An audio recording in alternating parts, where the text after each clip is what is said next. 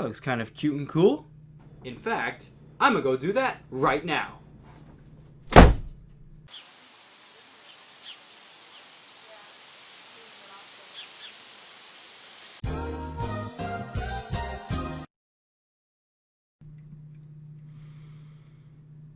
Yeah, not my finest moment there. Well, good news is that I can easily jump into the digital space and sort that out, no problem. Yep, what you just saw was me being a total nerd and mimicking some character actions and animations. The exact kind that others would catch me doing in semi-public and ask me, what the hell are you doing? Being autistic, that's what. Okay, in truth, I tend to mimic these actions and stunts, I guess you could call them, because I find them really cool to look at in general. Plus, there's a certain thrill that comes from attempting to perform the more risky and complex maneuvers you would see in some cutscenes and fighting games. So today, how about we look at some actions and stunts seen in AM2R, Infamous Second Son, Spider-Man PS4, and Fire Emblem Three Houses to see if they are achievable or are just absolutely bonkers. Alrighty, so last time I talked about Metroid, I couldn't get any footage, and promptly complained as you do. But that was then, this is now. And looky here! So what have we got? Flips? No problem. Morph Ball? I'll be a great bounty hunter someday.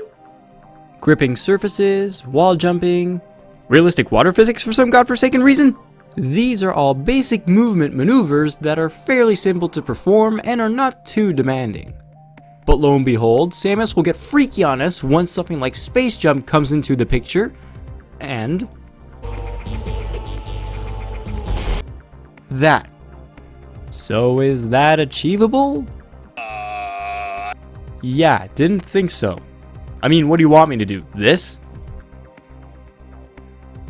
I mean, I guess we could pass that off for a space jump, right? Close enough, I guess. I mean, ultimately, we are dealing with a space bounty hunter equipped with a state-of-the-art battle suit.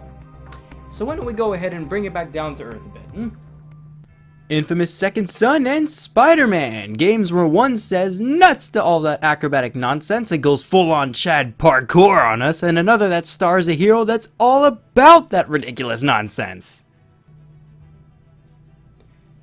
I specified a bit back down to earth.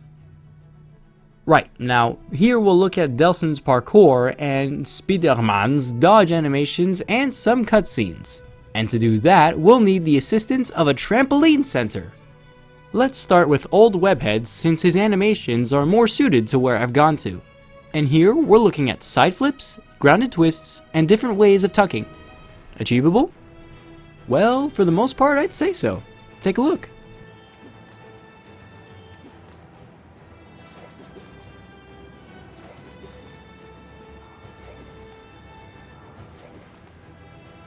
Not bad, but how about some other techniques like this pad launch, or this little maneuver in a cutscene?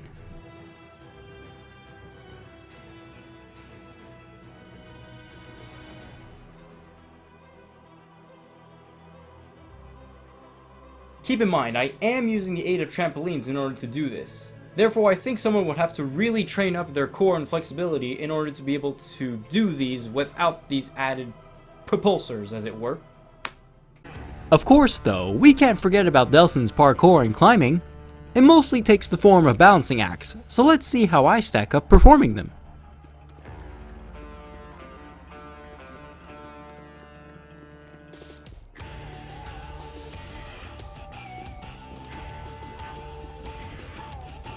Hey Betty, but Don't tell me this is a bad time.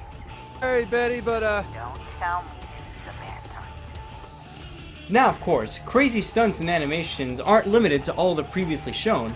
We can mix in some fancy shenanigans with weapons too! Is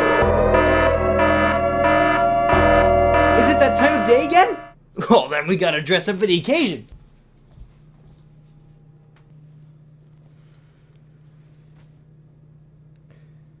You think I need more belts?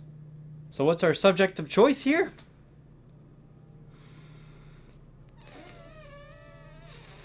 Fire Emblem! That's right, it's FE, a series I've really grown fond of during my late teens.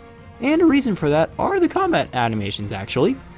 As someone who has always been intrigued by a medieval setting with like bows, swords, etc., the animations really hit a chord with me.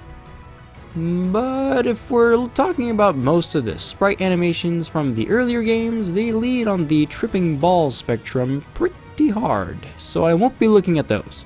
Instead, I'll delve into the most recent entry. I'm actually talking about Three Houses, but I wish I wasn't kidding about that last part though. It physically hurts me. Right, so let's get on with it. And we'll start with the Assassin class Grit and Victory animations. Here's what they look like.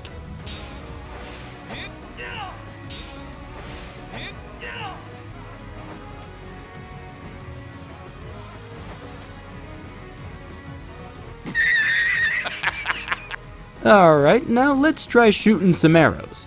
Here's what the game showcases.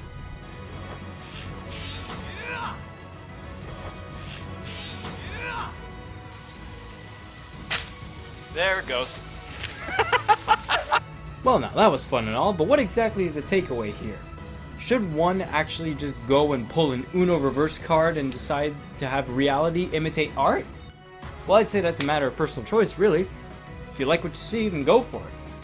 Of course, I do it because I think it looks cool and it's good exercise. So if you want any way to rationalize it, oh, there you go, there's one way. Of course, the goal is to imitate, not replicate, because some things like space jump are greatly exaggerated just for the sake of looking cool.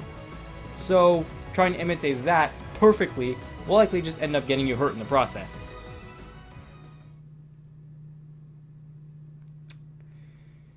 Guess I didn't get that memo. Whoops.